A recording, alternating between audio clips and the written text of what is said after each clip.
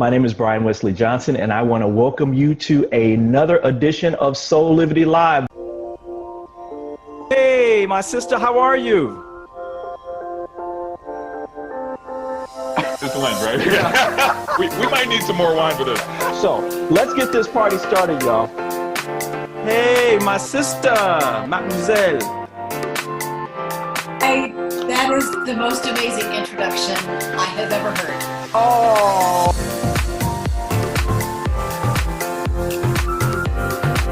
Of myself and Madison, Westley Johnson. Thank you for joining us on Saturday morning.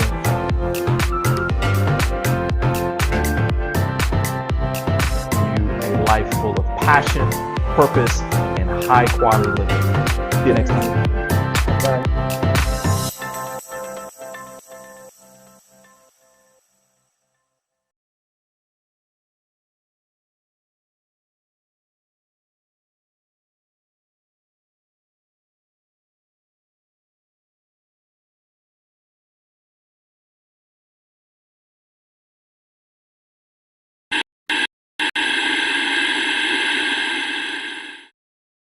Hello everyone, Brian Johnson here with Soulivity.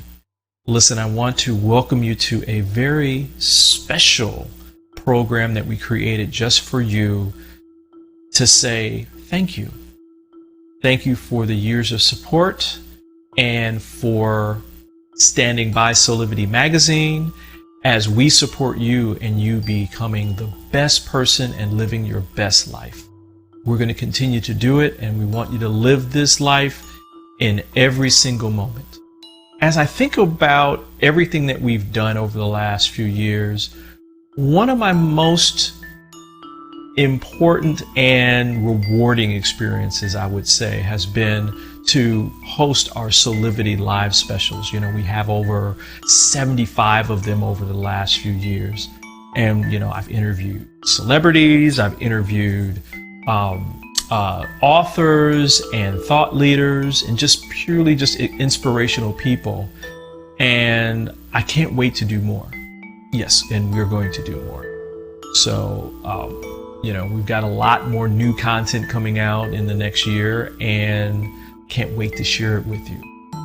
But before we go into the future, I thought that it's always good for us to go into the past and kind of like look at where we began and where we're going. And so I found these special little nuggets from our past shows that are some of my personal favorites that I want to share with you. So sit back, relax, grab your favorite glass of wine or your favorite snack and enjoy Soulivity Live. My name is Westley Johnson, and I want to welcome you to another edition of Soulivity Live. So happy to have you here, man. My sister, how are you? Hey. It's the lens, right? Yeah. we might need some more wine for this. There she is. How you doing? Hey, my sister, mademoiselle. That is the most amazing introduction I have ever heard. Oh, this is Westley Johnson saying thank you for joining us tonight. This is Westley Johnson saying thanks to all of you for joining us tonight. So with that, I'm going to say good night, everybody. Good night.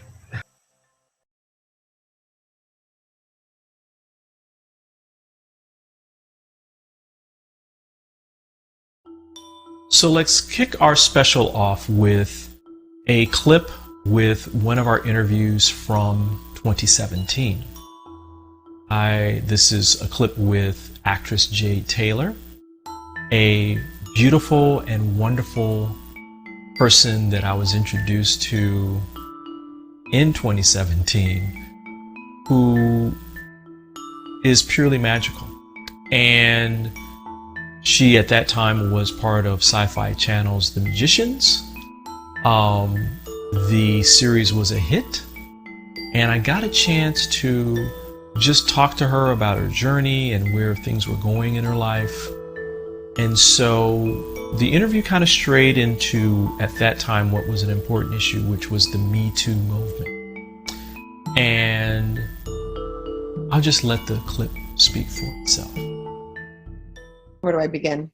I'm so grateful. I'm so grateful that people are now speaking out, because, you know, they always say, like, I always make this, you know, AA reference, not that I'm in AA, but it's, I think, a really poignant statement is, the first step is admitting our problems, right?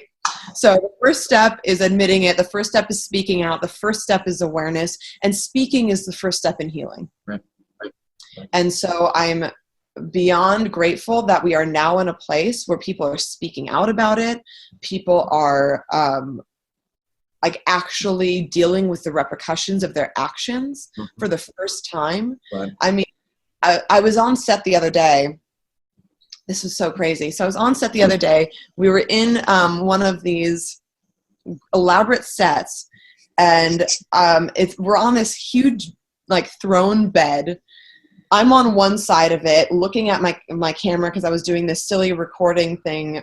I basically did a music video for our entire cast and crew. And so I was shooting that day, and our director was on the other side of the bed. He was sitting on the bed in the corner with his foot on the ground. And I'm, like, laying way on the other side. And our camera guy comes by jovially saying, "Oh, good, his foot's on the ground, then you're okay." But there was actually a rule years ago that if you had one foot on the ground, then it wasn't sexual harassment. Really? Yeah. Okay, I learned something new today. Isn't that crazy? So I was like, "What are you talking about, Tenzin? This is, like, that's a silly, silly statement." And he's like, no, this was actually a rule. So I looked it up, and it was actually a thing. And I just find it so fascinating. I mean, we've come a very, very, very long way since the old days of Hollywood. I know I've studied about a specific actress that I'm not going to mention right now, but because I'm writing a script about her. So you'll see. But that dealt with a lot of sexism, and just learning about how she was basically coerced into doing, like, a nude scene and, like, a scene where she had to, like, assimilate a sex scene when she was by herself, but the director forced her into doing it. Anyways, just, like, we've been dealing with this for, you know, years and years and years. So I'm so grateful that it's finally coming to a head. People are finally talking about it.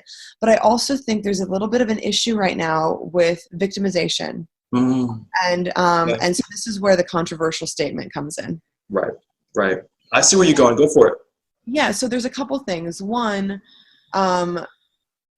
you know, I think there's a huge difference between somebody actually being sexually assaulted and raped, or sexually assaulted, raped, verbally assaulted, all of these things, and then somebody, like, being somewhat inappropriate. Like, for instance, like, taking a photo and somebody, like, putting their hand on someone's butt, you know?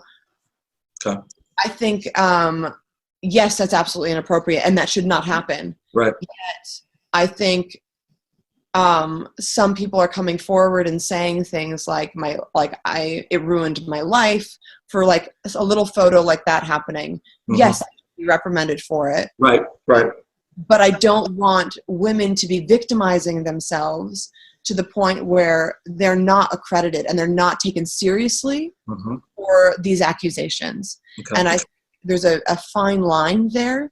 It's like people are saying, "Oh, my life has been ruined," versus going, "That was inappropriate and this person should not be doing that, and they should be reprimanded for it." Right. The difference between that kind of strength and the victimization. And I think we are at a risk of creating a different paradigm of women being victims rather than women coming forward in a very strong manner saying, "I'm not going to tolerate this kind of behavior." Gotcha. Okay.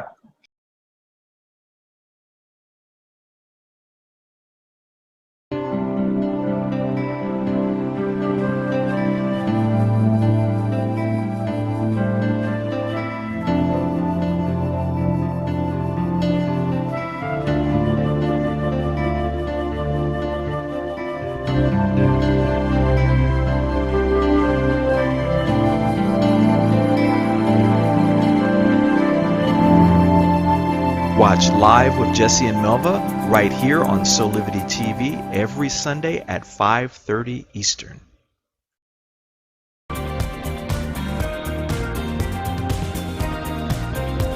Watch Move Your Soul with movement coach Betsy Tapico, Wednesdays at 9:30 a.m. right here on Soulivity TV.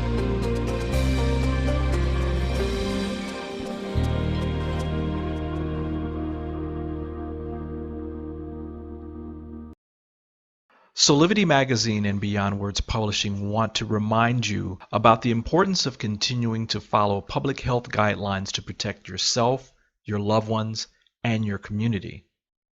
Please continue to wear a mask, wash your hands, and watch your distance. Please visit these sites for further information about how to stay safe from COVID-19 into the new year. Remember, love protects us. Soulivity Magazine brings you the best in inspiration on Soulivity TV. Check out our new shows.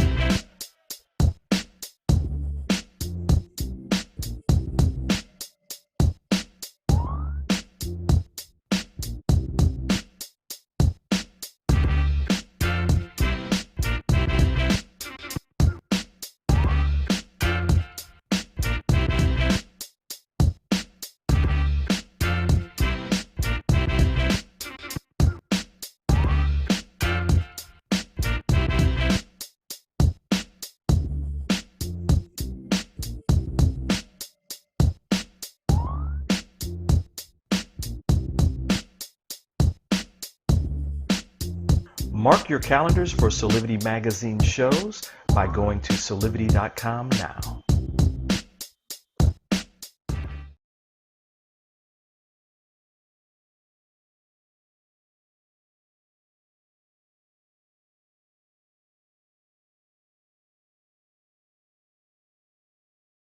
I have been following Reza Aslan's career for a long time. And Reza has, in part through his books, really helped me ground myself in some of the history around religion. God, Spirit, the life of Jesus Christ, and how this all relates to our world around us. I have two clips for him here. And the first clip is him talking about what is the soul? And the next one is about how our own personal perspectives can influence how we perceive religion. There is a part of us that isn't material, that is eternal. We have, and I laid out, in the book, ample evidence of that belief going back not just to the very beginning of our species, Homo sapiens, but as I say, even in previous species of humans before our species even existed. We are, as a lot of modern psychological studies have shown, born with this belief. It's embedded in our brains. In fact, it's a belief that you have to unlearn, right? It's not a learned belief. It's something that you have to that you have to be taught isn't true. Right. And for about 200 years now, anthropologists and sociologists and cognitive scientists and evolutionary theorists have tried to figure out why is it this case? Why is this universal belief in the soul, this ever-present belief that exists in all people throughout all time, in every religion, in every corner of the world, and as I say, even before we existed? Why? And I'm just going to cut to the chase and tell you we don't know. We have no idea. The best answer that science has been able to come up with is that it's just some accident, some trick of the mind. That's what it is. And listen, that's not a bad theory. It's a theory. Right. It can't be proven, can't be disproven. Right. But it's a theory that it's just a trick of the mind. It's an accident of evolution.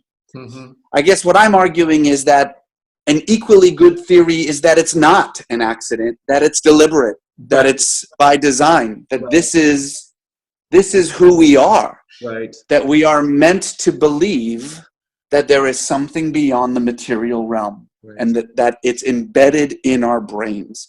Again, no way you can prove that either.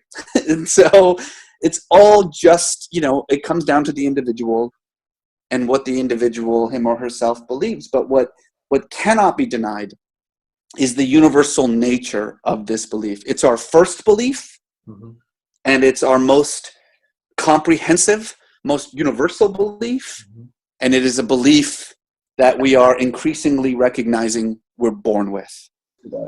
I know your time is limited, but I just wanted to kind of squeeze this in because this is something that's related to everything that we're talking about.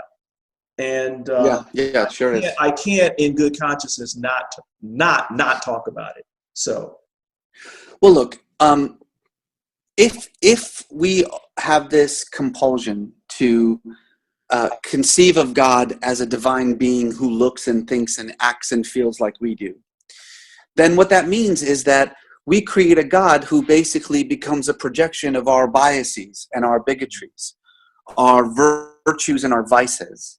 A God that suddenly has our politics, our social views, right? And so, of course, I mean, that makes perfect sense why then you see religion become such a destructive force in the world. How religion can be used to fuel violence and bigotry. And how religion can be used to manipulate people into voting against their interests. How religion can be used, as it's being used right now in Alabama, to excuse pedophilia and child molestation. And, if you're a good, faithful person, you got to be scratching your head and thinking to yourself, what the hell is going on? How can this possibly be? And the answer is simple. When you create a God that's just a divine reflection of yourself, then you implant in God everything that's good and bad about you.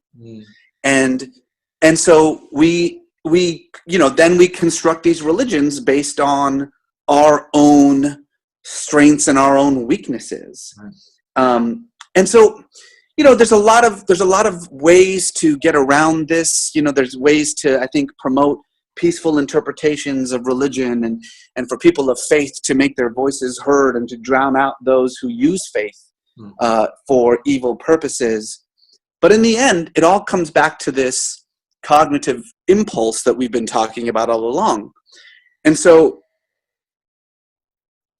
I end the book with an appeal. What I'm asking people to do is recognize this unconscious impulse that we have and to do something about it, to stop thinking of God in human terms, to dehumanize God, if you will, and instead think about God the way our ancient ancestors, Adam and Eve, did, frankly, the Homo sapien version of Adam and Eve, as the divine nature of the universe, as the force that underlines all things. If we figure out a way to construct our gods not as some kind of divine personality, but as a divine force, then you recognize that God is much bigger than any one religion. Right. That people of faith have far more in common with each other than their dogmas or their doctrines or their institutions. And I think that really is not just a recipe for a much deeper spirituality, but it's a recipe for a modern spirituality, one that allows someone to have that deep, meaningful experience of the divine in the world without the baggage of these man-made religions. Right.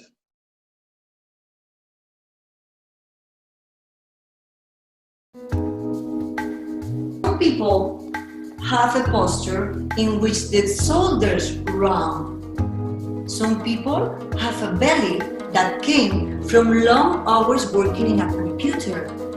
Driving, grabbing your baby, the posture change with your lifestyle.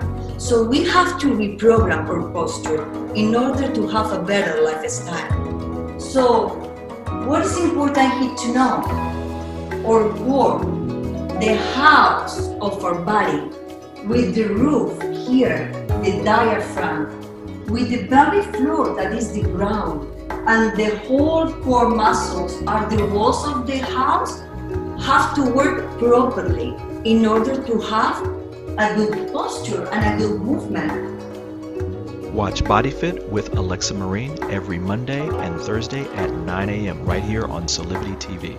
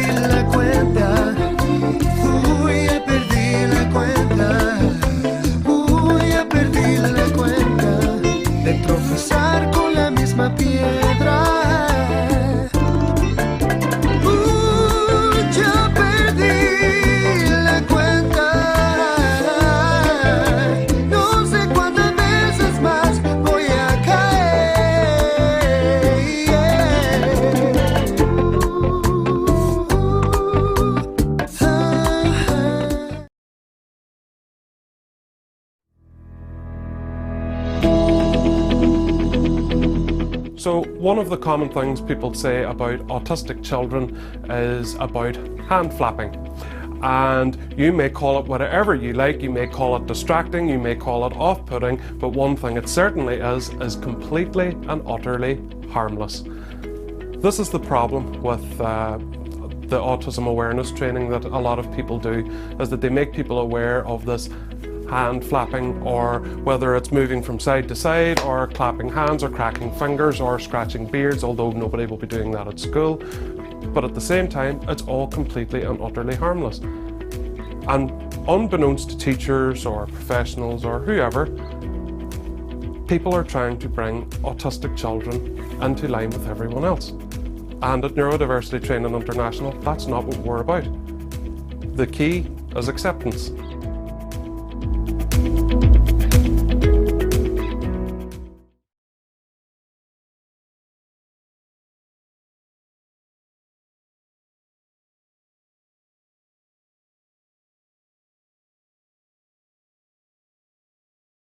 You know how when you meet somebody for the first time and how it feels like you've known them for a very, very long time?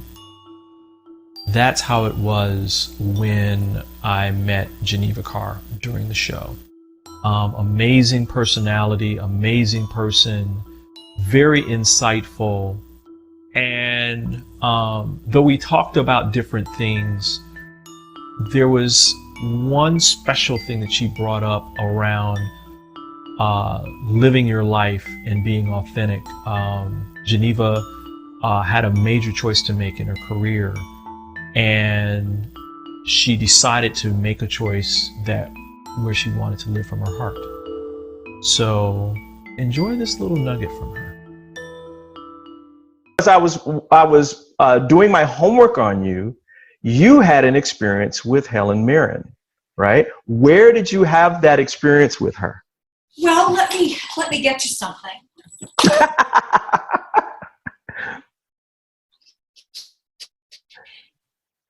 a little picture from Tailor. Now, 2015, I was nominated for a Tony along with several of my friends in an amazing show called Hand to God. And you can see behind me, I have the poster from the Off-Broadway, the Off-Broadway, and the Broadway. And I was nominated against and happily lost to Helen Mirren. And I'm going to tell you, I've met her several times during that experience, but the best was you get nominated on a Tuesday morning. Mm-hmm. And Wednesday, before you have to do a matinee and an evening show, you have about 50 interviews. Wow. And I went to go do my all I cared about was seeing Helen Mirren, because there's so much rush and bumble. They actually don't introduce you to anyone. And as I was leaving, you know, this event of all these interviews, I see in the distance Helen leaving. And of course, she looks amazing. She has this gorgeous, like canary yellow Dolce & Gabbana jacket on. And I said, Helen! Helen! She finally said, it's Geneva Carr. And she said, oh, darling, enjoy every moment. Oh, that's spot on. Who I was, which, you know, it's like, Helen Mirren knows who I am. Because, you know, when she got nominated, she's like, who's Geneva Carr? But she said that to me, and I was having dinner with my boyfriend last night, and he brought that up. What? Something he said, we said to each other, darling, enjoy every moment. There is something about that day in my life, and she said that to me. It is a lesson for living every day. This moment is it. And what an incredibly generous thing to say. Wow. She said, I know who you are. I recognize you. I see you. I respect you. Wow. And I lost to her very happily. It was the best night of my life. She came to see our show as soon as she had a day off from her show. And then she came backstage, and we got to, you know, spend time with her. And she had not a stitch of makeup on, did the pictures, did the whole 9 yards. And she said to me, this is my first day off since the Tonys. I had to beat you before I saw you. Wow. And wow. That's just how you do it. That is how you do life. You know, when I read that about your experience, and of course, you know, when you meet her, she's just purely authentic. Yes. By the way, her French is flawless. Oh, I didn't know that. Yeah, she said that she spent like 15 years in France. So when the next time you make sure you speak to her. But do you feel as though, I mean, you kind of, when I read it, I didn't read it like the normal kind of thing where people say, oh, well, you know, meeting her was like, oh, just so wonderful, whatever it is. I really felt, because we've talked before, I really felt as though this was like a foundational, like a milestone for you, right? Tell me how that, I mean, did you feel like the decisions that you made years ago to leave Wall Street and actually pursue your passion, was that kind of like, did it go back to that and you're like, yeah, I made the right decision? I would be lying if I said that that moment didn't crystallize that I made the right decision, that it didn't erase the doubts and the insecurity and, you know, the being broke. Yeah. But I have to tell you that as important as that moment was, and it continues to be important in my life, it's once you have that, it's this tiny little feeling of security no matter what goes wrong. But I also have to say this because if there are any younger actors or even actors my age watching, doing what you love to do and making the decision to do that, regardless of recognition or money or fame or whatever all those other things are, is so important. And I have a very dear friend of mine that is in a show right now. He's doing incredibly well. He's getting a lot of attention. And he had said, gosh, you know, do I get a press person? And somebody gave me this advice years ago. So many years ago, I'd be embarrassed to tell you, but he said, do what you have to do. If you're, you know, depressed, find a therapist, get help. If you're an addict, get help. Be the purest person you can be and face your day honestly every day. And when you're ready, the business will find you. Wow. And I said that to my friend. I said, what you are doing is so profound and so good. Don't doubt that they are looking for you. Right. And right. I had many a hard day. Financially, it was very difficult. I made a lot of sacrifices, but I enjoyed every minute of it. I wanted to act, and hand to God, the show that went to Broadway with some of my closest friends, I'm having dinner with the director tonight. And he's doing incredibly well. He's doing his third show on Broadway right now since we worked together. Wow. We came up together.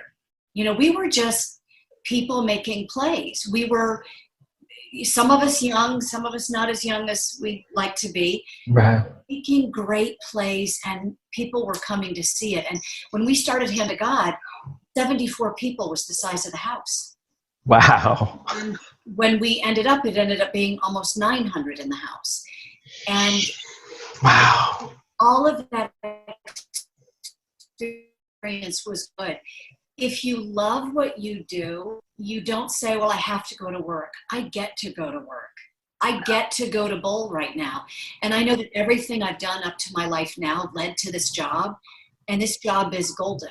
It is golden because of the stories we get to tell and the people I get to work with. And it's, I'm enjoying every moment, Helen. Just want you to know. Aww. We got to get this to her.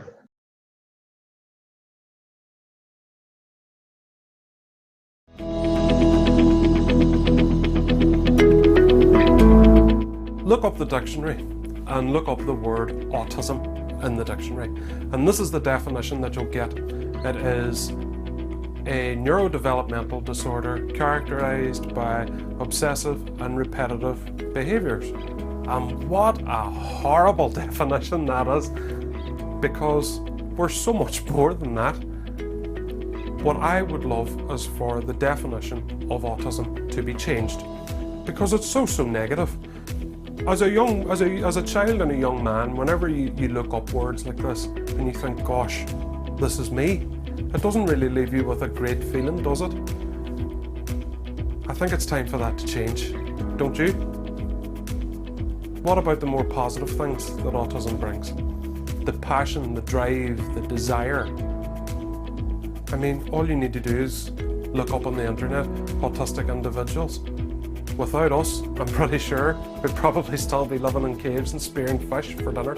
So maybe it's time to have a look at what defines us as a community, and let's change it.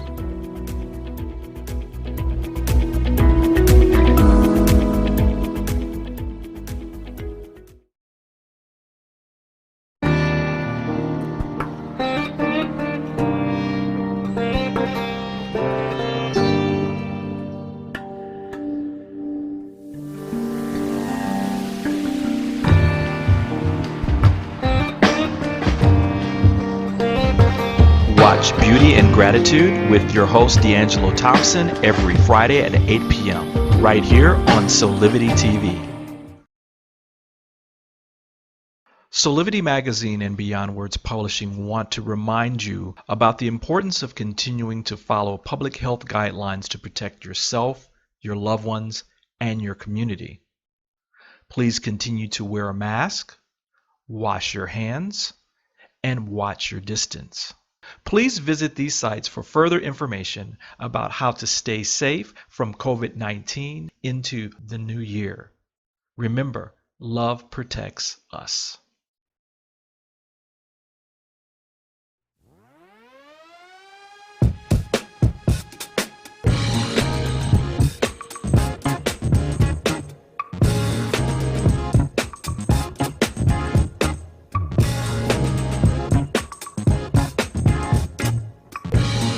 Watch Ask for Candy with Candace Harper every Wednesday at 7 p.m.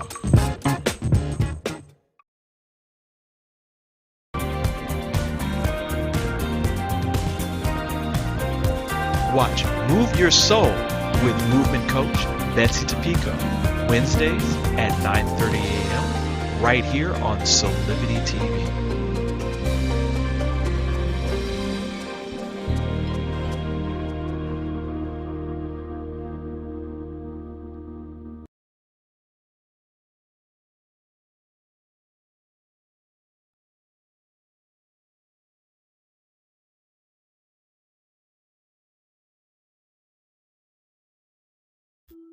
Rick Worthy. Rick has been a friend of mine for 30 years. We're both from the Detroit area. When we met, it was like an instant connection between us. It was like we were family.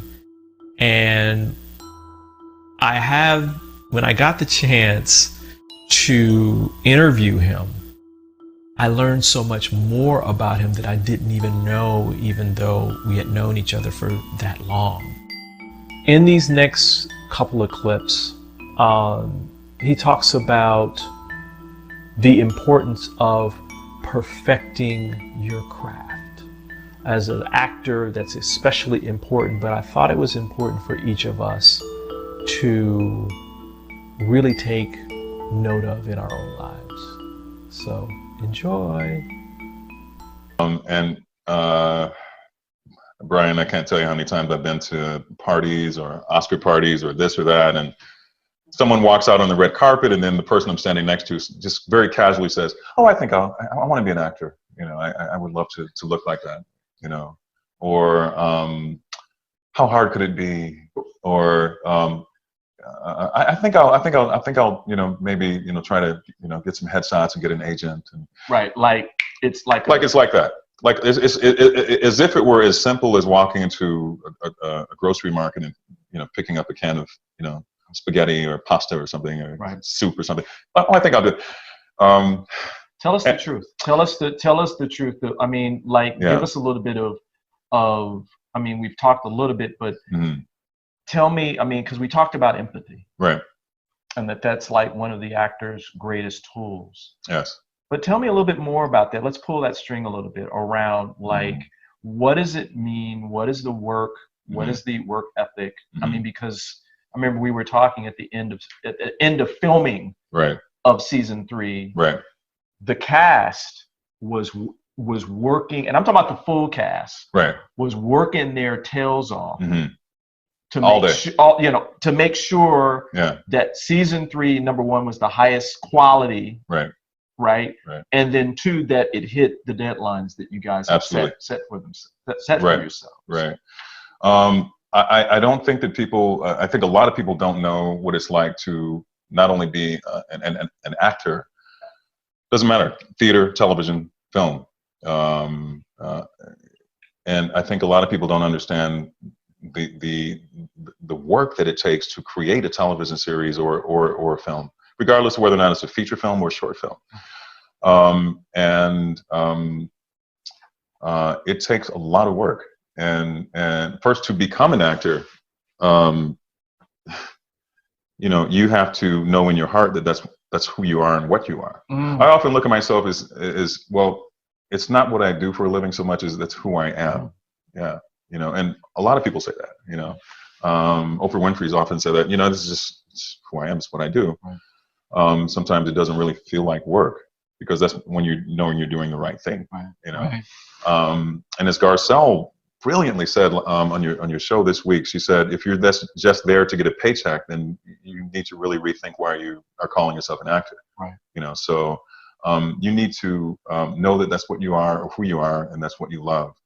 And you have to know your craft. I cannot emphasize that enough.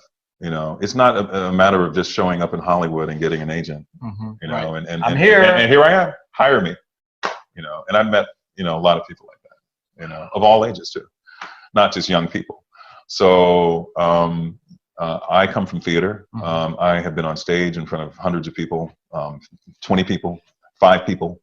I give the same performance every time. It doesn't matter if Obama's sitting in the front row, which he hasn't yet, but or that'll be awesome to see President Obama sitting in the front row. But I've been, you know, in front of people and performed and learned my craft, and that translated just so smoothly to the camera. You know, and it's just a matter of sort of adjusting your performance to the lens.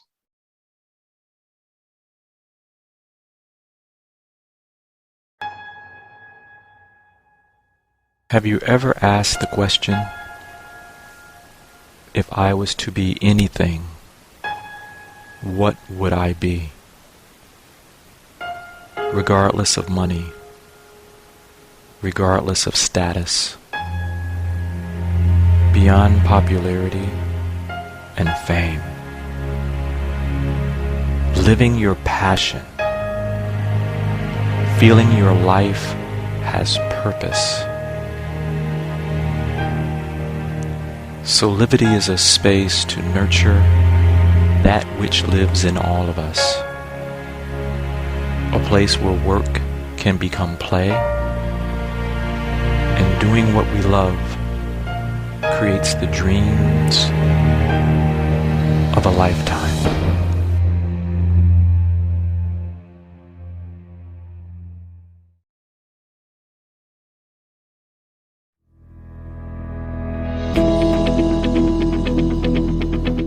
You've all done autism awareness training, but what did you really become aware of? That autistic people have obsessive and repetitive behaviours, have trouble making eye contact, don't really make friends easily? It's time for that form of training to go, because what everybody needs, whether it's autistic children or adults in the workplace, is acceptance. So what I would like you to do is to think of everything that you've ever learned about autism and autistic people, crump it all up and throw it away, because this is something completely different. It's an entirely new model of training. It's about neurodiversity, it's about acceptance, and it's how autistic people like me and everyone else out there can grow to live happy and successful lives in school and in the workplace. My name's Jude Morrow, and this is Neurodiversity. Soulivity Magazine and Beyond Words Publishing want to remind you about the importance of continuing to follow public health guidelines to protect yourself, your loved ones, and your community. Please continue to wear a mask, wash your hands, and watch your distance. Please visit these sites for further information about how to stay safe from COVID-19 into the new year. Remember, love protects us.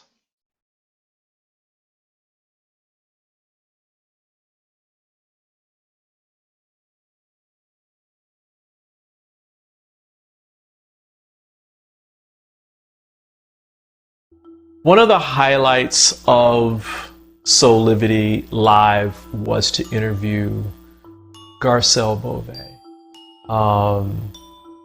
To call myself a fan of hers would not encompass how I feel about Garcelle in terms of just this personality. I had always heard that you see what you get, and that what you get is this wonderful and warm and very open and down-to-earth person. And when I interviewed her, they were right. So I wanted to include something from her for each of us to think about that has been a guiding principle in her life. I'm sure that she shares this with her own family, so I wanted to share it with you. So enjoy me and Garcelle Beauvais. See you. How do you find balance with acting, fundraising, producing, writing, and being a mom? That's, you know, I don't know sometimes. Sometimes it's really hard. I think, you know, my kids obviously come first, and I try to do that as a parent. And even the other day, I was going for a walk with one of them, and I said, "You know, you're my priority, right?" And he's like, "Mom, I know," kind of rolling his eyes, but that's important to me. Right. I don't know. I just, you find a way to do it. I mean, you know, other parents do it. My mom did it. Yeah. I think you just, I love what I do. And so therefore I always want to do it in whatever capacity. And I think nowadays, being an artist, you're not boxed into one thing. I'm not just an actress or just a host or whatever. You get to do all kinds of things. And for me, it keeps it interesting. I don't want to be bored. I get bored easily. I want to keep doing things to challenge myself and create. It doesn't feel like work for you, does it? Like work, right? I mean, there is work in it, but it doesn't. Sometimes, yes, but not always. Not always. You know, like anything. Right. You know, there are days that are great, and there are days that I want to stay in bed and not come out. But at the end of the day, I love what I do. Wow. Okay. I'm going to ask you the last question, and then we'll start kind of wrapping here. Living the life that you've had, and for those that may not be happy in their life situation, specifically professionally, what would be your words of inspiration for them? Oh boy, That's a good question. I think you have to stay true to who you are and what you really want. You have to really listen to your soul. If you're going to work just for a paycheck, I think sometimes that makes you unhappy. I think you have to go to work doing something that you love. And I remember Russell Simmons saying that what you do, if you love it enough, you would do it for free. Right. And I think that's really true too. You have to persevere, especially in the being an artist, there's a lot of rejection. There's a lot of, although I've been working so much, there's so many jobs that I didn't get. Right. And that's part of the process. But I think if you follow your truth and that's really something you want to do, you got to persevere. You got to stay with it. You got to have a support system that tells you that, all right, you didn't get this one, but the next one's coming around the corner. And it happens. Wow. Thank you, Garcelle.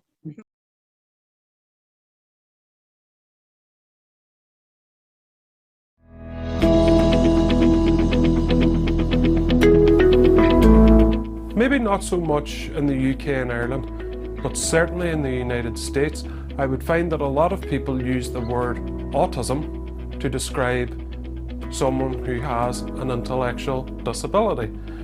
Now let's just clear a few things up. Yes, those with intellectual disabilities can be autistic, although by and large, autistic people tend not to have intellectual disabilities. That's where it lies. And this is where the problem really is that a lot of people think that autism is an intellectual disability, whereas it isn't. What it is simply a different way of processing and communicating information. So if I were to ask and plead for one thing, it is please, please do not use the word autism to describe a learning disability, although I do keep in mind that there are those with learning disabilities who are autistic as well.